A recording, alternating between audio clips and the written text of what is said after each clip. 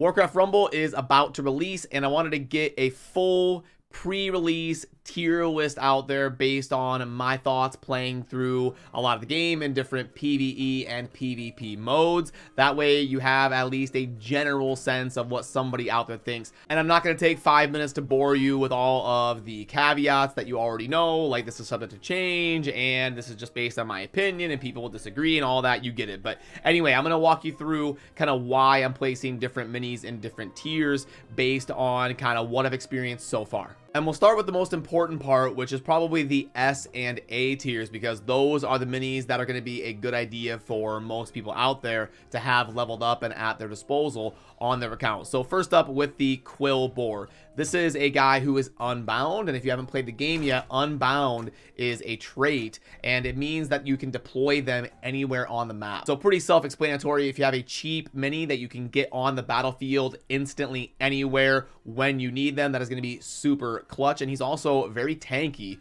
for being just a 2 gold cost. So what you're going to be doing with Quill Boar is you're going to be adding him in to finish off a tower or go behind a tower to aggro some splash damage as you push in. Or what a lot of people like to do is you send him out to kill a miner before it can get some gold, or you drop him on the map to claim a gold chest for yourself. So there is just endless possibilities with Quill Boar. He can really slot in to most any deck and any playstyle. Then I've got Rend Blackhand right here, and I need to do a lot more testing with some of the leaders because it's really going to depend on the playstyle and what you have leveled up and what's going to synergize best and all of that. But out of all the ones I've been testing so far, I've been having the most success with Rend. He is expensive. He does cost 6 gold, but he's got 2 different forms. He's going to start flying, and then after he takes a certain amount of damage, he's going to dismount and then continue to be a tank and to do good damage. So I like starting pushes with him, and he also has a really cool trait here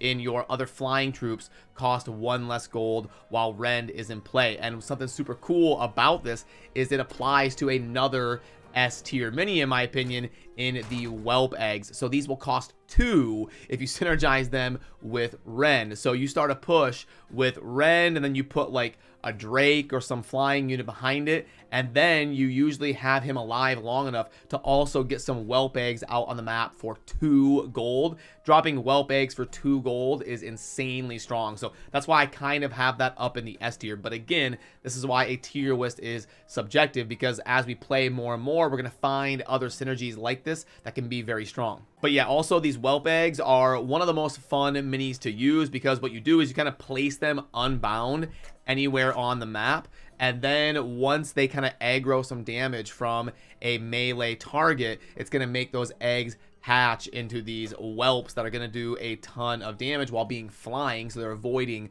those melee tanks as well. So very, very strong mini that if you are experienced enough to kind of position them and play them properly, going to get a ton of value out of them. And then the next one you see up there in the S tier is going to be the Pyromancer. Just a really good ranged elemental AoE consistent damage dealer for only a 3 cost. I actually did a video a little bit ago talking about the top 10 minis that I recommend beginners to focus on leveling up and having in their account ready to be played, and I didn't put the Pyromancer on there. I kind of wish I did, because Pyromancer belongs in that top 10 list of just generally useful minis that beginners should think about focusing on. So I definitely wanted to get the Pyromancer in the proper tier because a very strong and generally useful mini. And also, I should have said a little bit earlier, I'm not taking the different talents into account. If you haven't played yet, talents are these different things you can unlock by purchasing them in the grid shop with gold. And as you rank up your minis, you can get more and more of these talents, and they can be extremely impactful. But I'm not taking them into consideration. If I was taking those into consideration, something like the Defias Bandits would probably be S tier instead of A tier, because they've got this talent you can see that I have active right now in earn an extra +2 gold when opening chests. So if you control the battlefield, you've got some momentum, drop these Defias Bandits for 1 and they can run up there and start opening up chests and just get a ton of gold for you. It's +2 gold. So you drop them for 1 and you get 4 gold from a chest. absolutely bonkers ridiculous. So if I was taking talents into consideration, Defias Bandits would definitely be in the S tier, but I'm not, so they are down in the A tier. They're still a generally useful, cheap mini for you to play, but I'm going to have them solidly in the A tier if I'm not taking any talents into consideration. Then I also had Tyrion way up there, a really good option for beginners because he only costs 4, can be a pretty reliable tank that is also going to help you play that beat down style and keep things healed up around you, and actually heals a decent amount. You do notice it on the battlefield, so I think he's a very solid 4-cost mini for you to think about playing with as a beginner type leader. And then I rounded out the S tier with Huntress. I think you can place Huntress anywhere from like low S to medium to high A, depending. I mean, she's just a really consistent mini that's able to do a ton of range DPS, but she also does cost 5, so decently expensive. But if you're just looking for a general utility, fast, maneuverable, range, ground, air, DPS, then Huntress is going to be a great option. She can also control lanes very well for grabbing chests in PvP. Then as we move into the A tier, I'm already seeing one that I want to change, and that's going to be the Stonehoof Tauren. As I'm playing the game more and more, I'm kind of learning. I mean, the game is super new. It's not even out yet, so all of us are going to be learning stuff at an insanely fast pace, and every day I'm learning more and more about the game. And the more I play, I just think Stonehoof is an insane card for the cost of 4 because of the charge. So you see here, it says an exceptionally beefy bruiser that will charge into battle and even charge while she's in battle. So what will happen is you charge to engage, you do good damage, you then are in battle and your charge comes off cooldown a few seconds later, and then you charge and kill like a DPS. So you've already gotten like 2 or 3 gold value of damage, then you charge in, kill something that's worth 2 or 3 gold, then you continue doing damage, you kill that, charge forward, knock open a chest or whatever. Just so much utility here in the Stonehoof to either be a tank like front line of your push, or control a lane and grab chests in PvP, while also being a bruiser and charging in to kill damage dealers and get a ton of value here. So many different ways you can utilize Stonehoof, and I could probably almost go S tier. I could probably go like low S, high A, something like that. A lot of utility for this mini. Then the other tank that I have right next to the Tauren is going to be Abomination. Now, if you're looking to play that more slow beat down style, Abomination is a great front line for those pushes, because what he's going to do is provide a hook that will displace some of those units. If you ever played like Roadhog in Overwatch or something like that, he's got a hook that will like drag in DPS characters for you to then kind of dismantle and burst down, while also having a ton of health pool. If we look at his health pool right here, we've got the stats of 10,682 health on this guy right now. So lots of beef, lots of damage, able to displace your opponents, and at a cost of 6, he is definitely worth it, leading the front line of controlling a lane. Then for Blizzard, really not a whole lot to say. It's just a really good mini that's powerful. It only costs 4, and you're going to be getting a ton of DPS out there wherever you want it. It's obviously unbound. It's just a spell. You cast it anywhere on the battlefield where you need it. You can completely stomp pushes that are coming your way, or you can use it to supplement and really, destroy a bunch of stuff around your tank as you're approaching a tower. You can kill their miners. A lot of times people will send out miners with another unit like a pyromancer or something to make sure they can kind of guide the miner to the gold patch, and then boom, you just get 4 or 5 value depending on if they were going to get gold or not. So you can just kind of easily get a bunch of value with Blizzard. It's very beginner friendly, very easy to use, and if you need a spell in your deck because of a leader upgrade or something like that, Blizzard is kind of a choice you can't really go wrong with. Then these next two, the Harpies and Safe Pilot, there's going to be a lot of people who out there who probably are like, oh, these are auto S tier. The reason I went A tier is because they have so much variance in their play. You have to be pretty experienced and kind of get the timing right and utilize them properly, or you're at risk of just blowing through 3 gold and getting 0 value for it. Now, if you play perfectly, Harpies and Safe Pilot probably S tier because they do so much damage and utility based on their cost. The Harpies are a flying unit that you can drop defensively. You kind of want to wait until your tower is soaking up damage, then drop Harpies, and they will clean everything up. As long as they're not getting targeted, they're going to bring a ton of value there for the amount of damage that they can do for the cost of 3.